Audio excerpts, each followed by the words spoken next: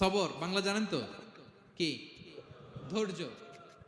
ধৈর্য এমন একটা গাছ যে গাছের চারিদিকে কাটা, কিন্তু ফলটা মিষ্টি সুস্বাদু। এই সুস্বাদু ফল খেতে হলে এই কাটাগুলো সহ্য করতে হবে। ধৈর্য। ছোট্ট ছেলে মেয়েদেরকে ননির পুতুল করে গড়ে তুলবেন না, খবরদার। ওদেরকে কষ্ট সহিষ্ণু করে গড়ে তুলবেন। আপনি থাকতেই কষ্ট করা শেখান, তার জীবনটা স্মুথ হবে, তার ক্যারিয়ারটা ব্রাইট হবে, তার ভবিষ্যৎটা সুন্দর হবে। ছেলে মেয়েরা কিছু চাইলেই সাথে সাথে দিবেন। অনেক বাবা মা আছে এত আদর করে, এত বেশি আহ্লাদ করে, যা চায় তাই দেয়, পরে হিতে বিপরীত হয়, ঠিক কিনা? ছেলে মেয়েকে অভাব শেখান, ছেলে মেয়েকে কষ্ট শেখান, ওদেরকে সংগ্রাম শেখান, প্রতিকূল পরিবেশে কি করে টিকে থাকতে হয় এটার সবক শেখান। সেদিন লোকমান তাই করলেন, ছেলেদের সবর শিখাইলেন যে বাবা ধৈর্য ধারণ করো, আতঙ্কিত হবা না।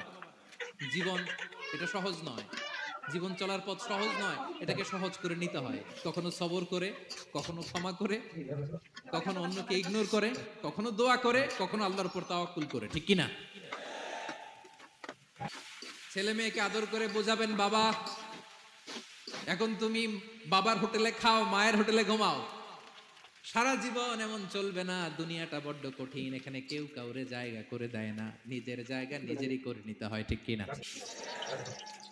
ছোটবেলা থেকেই তাকে দৃঢ় মনোবলের করে তুলতে হবে যে বাবা দুনিয়াটা এত সহজ নয়, এটাকে সহজ করে নিতে হয়। This is the life hacks. এই লাইফ হ্যাক গুলো আপনি শেখাবেন, লাইফ লেসন গুলো শেখাবেন। ধৈর্য ধরো, সৎ কাজের আদেশ দাও, মন্দ কাজের নিষেধ করো। এগুলো করতে গেলে একটু বাধা বিপত্তি আসবে, কিন্তু শেষ হাসিটা তুমিই হাসবে, ঠিক কিনা? বিজয় তোমারই হবে। কি বলেন?